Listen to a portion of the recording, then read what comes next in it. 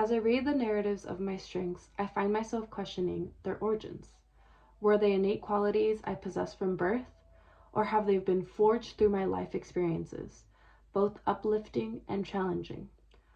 Are our strengths ingrained in us from the start, or do the trials and tribulations of life sculpt them over time? Through conversations and interviews, I realized that my strengths are unexpected and that they in fact both come from the innate and from life. I asked 5 of the most important people in my life to go ahead and describe my strengths and a time when I was at my best. These include my boyfriend Brandon, my mother and father, my best friend Nureli, and my little cousin Gabriella.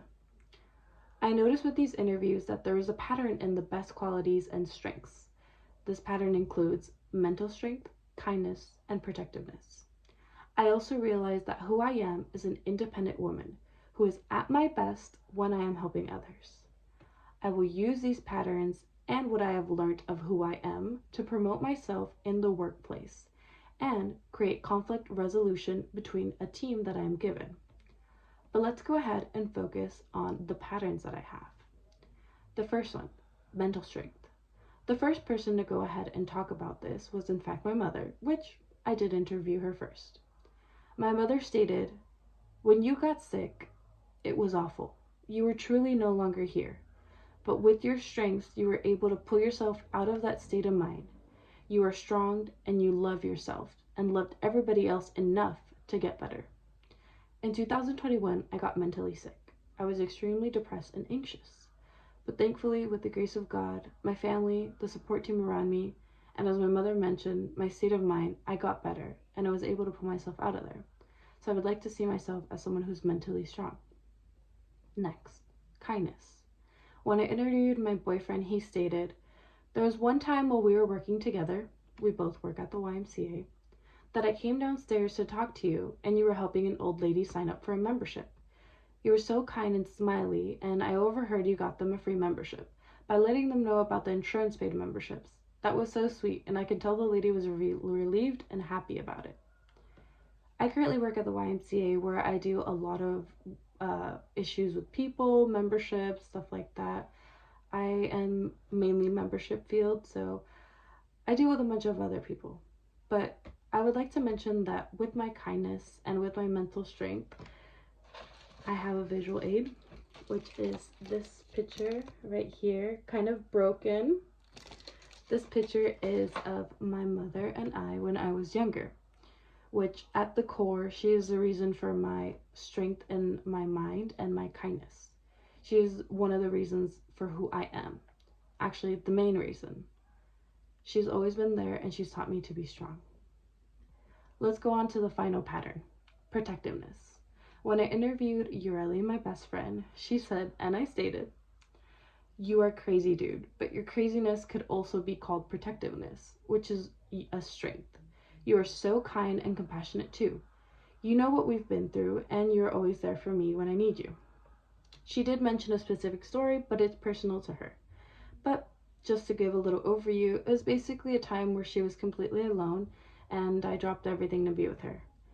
To me, my family and my friends are everything, and I will continue to protect them.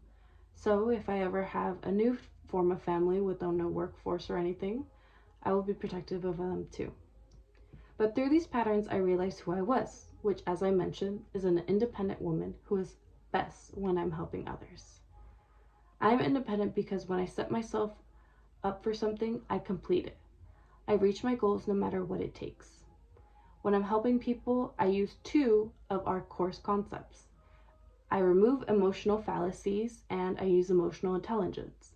Emotional fallacies will hinder how I help others. I cannot be emotional nor have emotional fallacies whenever I go and talk to people. I must be intellectual when I talk to them and understand that these people have their own drama.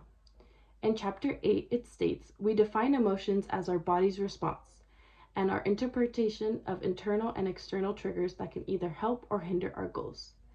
I choose what will help my goals, and I will remove what will hinder them." But now understanding my patterns and who I am, I will be able to go ahead and use these strengths in an action plan outside of my workforce. outside of school actually. I will use it in my workforce. I will promote who I am through my kindness and charisma and my need for helping each other. But mainly, I will go ahead and give more conflict resolutions within any team or workplace that I am in. For example, in Chapter 11, it states, strong communication skills directly relate to building and maintaining client-business relationships. Effectively trained employees have a necessary communication and listening skills to ensure clients' needs are met. With my kindness and who I am, I have good communication skills that will help promote me in the workplace and will help me with any conflicts that arise. Also in Chapter 8, it states, however, since you can choose when and how you express emotions, you can set aside time specifically for dealing with emotions so that you don't feel as if they're piling up or weighing you down. Conflict resolution is a lot of emotional value and strength. And with my mental strength, I understand that I will be feeling emotions as well. But I know that I must set aside time to go ahead and feel those emotions and not express them in the moment. Also, 2 other course concepts that I will use in conflict resolution is assertiveness and cooperation. I am a defensive and protective person. I am very assertive and will be direct, but I understand that cooperation is needed in a workplace. In conclusion, my strengths are unexpected, and they come from both my innate and my life. But now understanding my strengths and when I am at my best, I will be able to take them into the work field and promote myself. I am kind, I am strong, and I am protective. I am an independent woman who will go to lengths to help others. But seeing myself from other people's perspective reminds me not to be hard on myself. Reminds me that at the end of the day, who I truly am is a good and kind person, which is all I ever want to be. Thank you so much.